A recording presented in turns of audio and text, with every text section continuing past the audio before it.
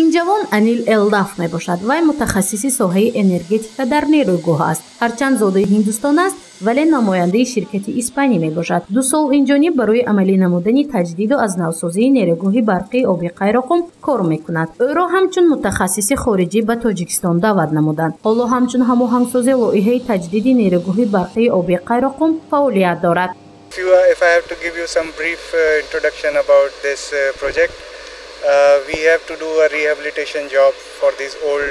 В данный момент мы занимаемся реабилитацией Кайракумской ГЭС, которая уже исполнилась, скоро исполнится 70 лет.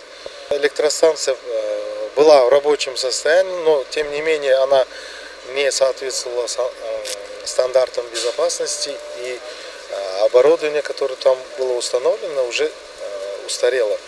Поэтому мы занимаемся его усовершенствованием. На данный момент мы уже делаем реабилитацию гидроагрегата номер 6, который идет полным ходом.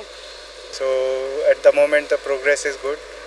We are getting good support from the customer. They are highly qualified and educated specialists. баробари Анил Элдаф дар нерӯгоҳи барқии оби Қайроқум бо 30 нафар мутахассисони хориҷӣ кор мекунанд. ҳоло таҷдиди гидроагрегати шашуми нерӯгоҳи барқии оби Қайроқум оғоз гардидааст. корҳои таҷзияи таҷҳизоти асосӣ дар ин гидроагрегат наздик 95% ба охир расидааст. эҳтимол то охири сол пурра ин агрегат аз навсозӣ шавад ва барои ин мутахассисони хориҷӣ ва ҳамватанӣ корҳои таҷдидиву барқароркуниҳо ҳамарӯза дар ду баст идома медиҳанд. Айни замон корҳои пеш аз насбкунии таҷҳизоти нав ҷараён дорад. Дар зеризгоҳи барқии худи нерӯгоҳ корҳои сохтмонӣ ва корҳои васлу насб рафта истодааст.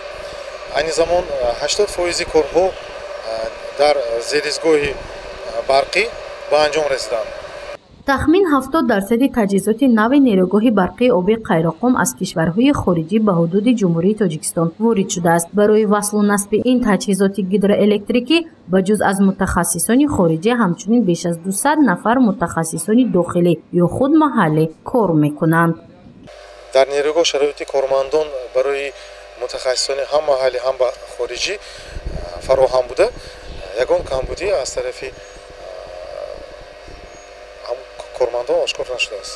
пудратчии лоиҳа ширкати консорсиуми ширкатҳои General Electric Амрико ва Cobra инсталляционси давлати Испания мебошад.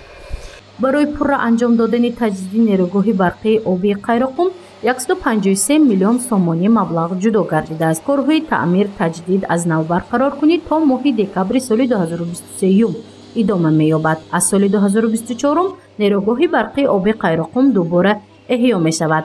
баъди таҷдид иқтидори кори он аз имрӯза дида 38% бештар мешавад. гузориши Мафнушкур ва Наимҷон Аюбов барои барномаи иттилоотии Хабар.